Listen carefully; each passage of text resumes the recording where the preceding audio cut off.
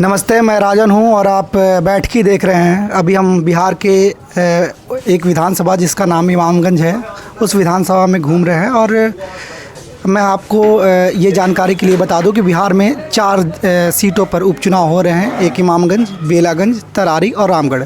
इन चारों सीटों पर बहुत सारे उम्मीदवारों ने अपनी दावेदारी पेश कर दी है।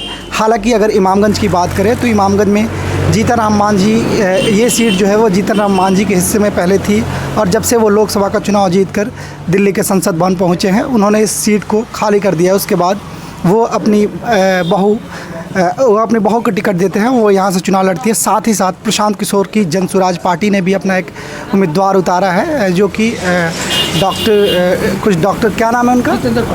डॉक्टर जितेंद्र कुमार नाम है। और राष्ट्रीय जनता दल ने यहाँ पे रोशन मांझी को उम्मीदवार के तौर पे उतारा है। हमारे साथ कुछ लोग यहाँ मौजूद हैं, उनसे हम बात करने की कोशिश करेंगे। क्या नाम है सर आपका? रामस्वरूप यादव।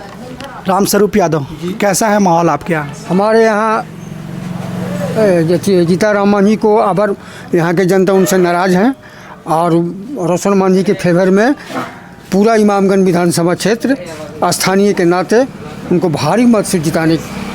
क्यों नाराज़ हैं लोग यहाँ जीतन राम मांझी के? नाराज़ी होने का उनका एक ही रीज़न है कि कारण है कि वो जब से एमएलए बने यहाँ से कुछ सिमट गए, और कुछ लोग उनके 10% पैसा बेचने का आरोप है, और अपने वंशवाद 10% किस चीज़ का आरोप है? फंड का। कौन से फंड का? एमएलए फंड जो होता है, एमएलए फंड में 10% कमीशन की बात आ रही है। हाँ, हम तो उसमें लोग जो बताया है लोग कि पैसा लेकर फंड बेचते हैं, हम तो जब भी नहीं करते उनके पास। तो जो आप बात कर रहे हैं कि हम लोग जीतन राम मांझी से नाराज़ हैं, तो ये नाराज़गी रोशन मांझी की तरफ शिफ्ट क्यों हो रहा है? प्रशांत किशोर के जन स्वराज की तरफ क्यों नहीं? जन स्वराज पार्टी एक ऐसी पार्टी है जो पहले बार आया है जी, और रोशन मांझी दूसरा बार राजद के रूप में, राजद के टिकट पर सिंबल पर चुनाव लड़ रहे हैं। जो प्रशांत किशोर क्या इन दोनों पार्टियों का इन दोनों पार्टियों का खेल खराब करेंगे? देखिए, प्रशांत किशोर इस दोनों पार्टी के खेलने के, एक पार्टी के खेल खराब करेंगे ज़्यादा। किसके? बीजेपी के। तो आपको क्या लगता है कि उनके कैंडिडेट जो है, जो डॉक्टर जितेंद्र नाम है उनका, तो ऐसा प्रशांत दावा कर रहे थे कि कोविड में उन्होंने कई लोगों की मदद की, तो क्या उस मदद का प्रभाव इस क्षेत्र में पड़ेगा? नहीं पड़ेगा। क्यों? इसलिए नहीं पड़ेगा कि पहली बार वो आए हैं, समझ गए, इसलिए नहीं प्रभाव पड़ेगा। और दूसरे में प्रशांत किशोर जी जो हैं वो आरएसएस के आदमी हैं, इसलिए प्रभाव नहीं पड़ेगा उनको। ये कैसे आप कह सकते हैं कि वो आरएसएस का आदमी है? मतलब किस आधार पे कह रहे हैं? आरएसएस के है ही हैं, इसलिए कह रहे हैं। किस लिए कहेंगे? और जन स्वराज को इसलिए नहीं वोट करिए कि प्रशांत किशोर जी को बड़का आदमी बनाना है और हेलीकॉप्टर पे घुमाना है। आप इसलिए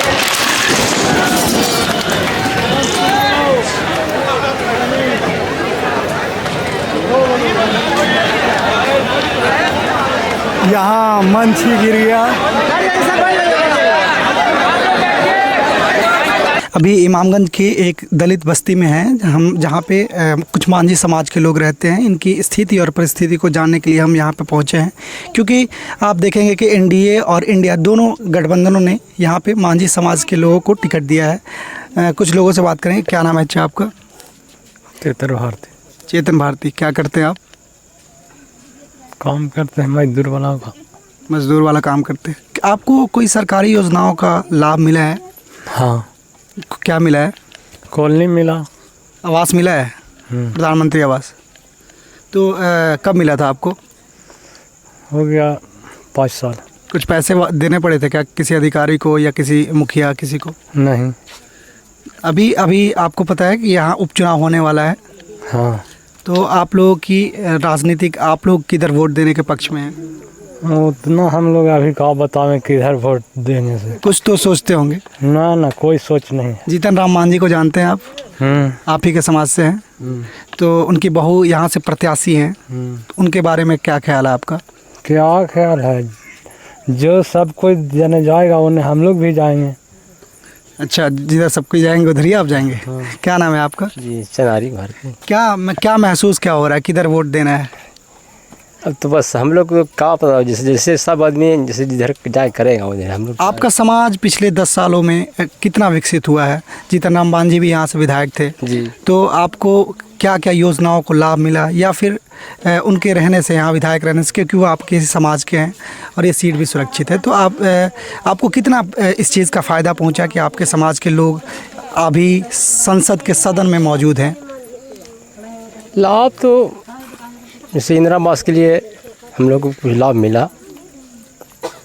इंदिरा आवास के लिए लाभ मिला। और रोशन मांझी का नाम सुना होगा आपने, जो कि आरजेडी से प्रत्याशी हैं। डुमरिया रोशन मांझी। हाँ, डुमरिया के जी। जी। तो क्या आपको क्या लग रहा है? और भी ठीक है आदमी। ठीक है। वोट किधर देंगे ये बता नहीं रहे आप? अब वोट के लिए अभी कैसे बता सकते हैं हम लोग, अभी कुछ तो फिर भी राजनीतिक झुकाव होगा। किधर राजनीतिक झुकाव है आपका? आप तो सुन रहे हल्ला अभी माहौल में आज थे, गेल थे उनको रैली में। किसके रैली में? यहाँ मैगरा। अच्छा, किसका रैली था? अरे अभी नया पार्टी जी खड़े हुए हैं, प्रशांत किशोर। हाँ, प्रशांत किशोर की रैली थी। हाँ। तो क्या हमको समाचार बढ़िया सुनिए। क्या लगा आपको? अच्छा तो लगा। वो भी एक पासवान, डॉक्टर जितेंद्र पासवान को उन्होंने कैंडिडेट बनाया है। हाँ। तो प्रशांत ने उनकी रैली में जब आप गए तो प्रशांत ने क्या वादे किए और उससे कितना प्रभावित आप हो पाए? बढ़िया। बढ़िया। हाँ। यानी कि राजनीतिक झुकाव आपकी उस तरफ हो सकती है, आप वोट दे सकते हैं। हाँ। क्या हाल है चचा? ठीक तो है। क्या नाम है आपका? वीरेंद्र कुमार सिंह। क्या माहौल है चचा आपके यहाँ? उपचुनाव का? जी। उपचुनाव का यहाँ त्रिकोणात्मक संघर्ष हो गया है। कैसे? कैसे की बात मान ली कि यहाँ मांझी समुदाय का 2 कैंडिडेट आए जी। एक पासवान जी हैं, ये डॉक्टर जितेंद्र जी लोकल बाके बाजार के हैं जी। और ये आपको रोशन पासवान जी है, वो भी लोकल जो है सो डुमरिया थाना के रहने वाले हैं। अच्छा। हाँ। रोशन पासवान जी? नहीं, रोशन मांझी जो आरजेडी से कैंडिडेट। आरजेडी से जो है। और दीपा मांझी जो हैं आपको इनका जो इनकी बहू ही हुए। अब आपको संतोष सुमन की पत्नी हुई। जी, संतोष जी की पत्नी हुई और जीतन राम मांझी की बहू हुई। तो क्या लग रहा है? लग रहा है कि माहौल बहुत माने तगड़ा संघर्ष है। यहाँ संख्या जो है से कोयरी समुदाय का है। अच्छा। हाँ। यहाँ के वर्तमान एमपी जो हैं जी, हमारे के यहाँ के जो हैं आपको अभय कुशवाहा जी जो हैं। जी जी। अभय कुशवाहा का अच्छा वर्चस्व है। तो ये कुशवाहा समाज का झुकाव अभी किस तरफ है? अभी आपको दोनों तरफ मेरे जनता 50-50 है। दोनों तरफ मतलब? 50 माने आपको दीपा मांझी की तरफ से भी और आपको रोशन लाल की भी तरफ, यानी कि एनडीए तरफ भी और इंडिया गठबंधन दोनों की तरफ। हालांकि ये 2 लोगों की आप बात कर रहे हैं, 2 पार्टियों और गठबंधनों की बात कर रहे हैं। हाँ। मुझे लगता है कि एक तीसरा जो पार्टी आई है विकल्प के तौर पे, हाँ, वो बात भी बहुत ज़रूरी है, क्योंकि प्रशांत ने जब से जनसुराज की स्थापना की है, चारों तकरीबन इस उपचुनाव में भी अपने कैंडिडेट उतार दिए। चारों जगह, कराड़ी हो या बेलागंज हो या रामगढ़ हो। जी। हाँ। तो ये प्रशांत कितने बड़े फैक्टर रहेंगे? नहीं, प्रशांत तो बहुत बड़ा फैक्टर रहे हैं, बहुत। अब इतना मेहनत आपको इस क्षेत्र में कोई नहीं किया है। प्रशांत रोज घूमते हैं इधर? हाँ, रोज घूमते हैं। प्रशांत आपके हिसाब से कितने बड़े फैक्टर नज़र आते हैं? प्रशांत किशोर। मैं जब प्रशांत कह रहा हूँ तो मैं प्रशांत किशोर की बात कर रहा हूँ। हाँ। तो बहुत ज़्यादा प्रशांत किशोर डैमेज भले कर सकते हैं, चुनाव जीतेंगे थोड़ी। क्या नाम है भैया आपका? मोहम्मद सरफुद्दीन।